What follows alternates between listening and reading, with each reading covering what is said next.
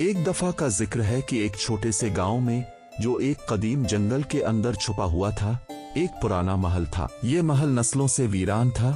इसकी दीवारें दरारों से भरी हुई थीं और खिड़कियां टूट फूट का शिकार थीं, जैसे खोखली आंखें। गांव के लोग सरगोशियों में इस महल के बारे में बात करते थे।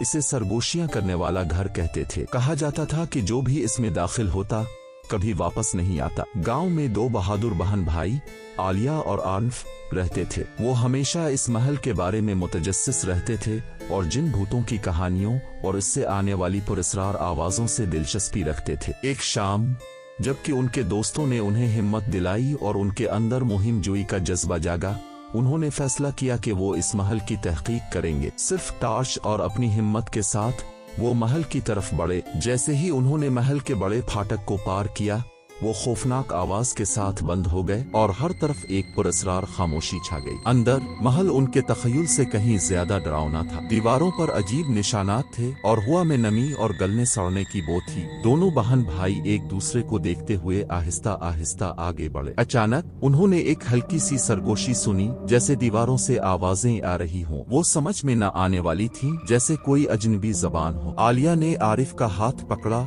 दिल तेजी से धड़क रहा था। शायद हमें यहाँ से वापस चले जाना चाहिए, इसने डरते हुए कहा, मगर बहुत देर हो चुकी थी। जैसे ही वो मुड़े, दरवाजा गायब हो चुका था। अब इनके सामने एक तवील राहदारी थी जो अंधेरे में खो रही थी। आल्फ ने खुश्क होंठों को जबान से तर करते हुए कहा, हमें चलते रहना होगा। वो राहदारी में आहिस्ता आहिस्ता चलने लगे। सरगोशियां हर कदम के साथ ज्यादा बुलंद हो रही थीं। साए फर्श और दीवारों पर खुद ब खुद हरकत कर रहे थे। कभी कभी वो किसी हरकत का साया देखते जो उनकी नजरों से बाहर गायब हो जाता। दोनों ने कदम तेज किए, मगर राहदारी खत्म होने का नाम नहीं ले रही थी। फिर अचानक वो एक ऐसे कमरे में पहुंचे जो आईनों से भरा हुआ था। आईने में नजर आने वाले इनके अक्स अजीब तरह से मुस्कुरा रहे थे, हालांकि वो दोनों खौफ से कांप रहे थे। आलिया का दिल दहल गया जब इसका अक्स आईने से बाहर निकला और आनफ का अक्स भी इसके पीछे। हम तुम्हारा इंतजार कर रहे थे, आलिया का अक्स हल्की सी आवाज में बोला, जो कानों में खौफनाक गूंज पैदा कर रहा था। आरिफ का अक्स और भी ज्यादा मुस्कुरा रहा था। अब तुम हमेशा हमारे साथ रहोगे। दोनों बहन भाई खौफजदा होकर पीछे हटे, मगर दरवाजा फिर से गायब हो चुका था। उनके अक्स करीब आते जा रहे थे। उनकी आंखों में अजीब सी चमक थी। आलिया ने दीवार की तरफ पीछे हटते हुए सर्दी महसूस की जो आईनों से निकल रही थी। मायूसी के आलम में आनफ ने एक पुराना लोहे का शमदान उठाया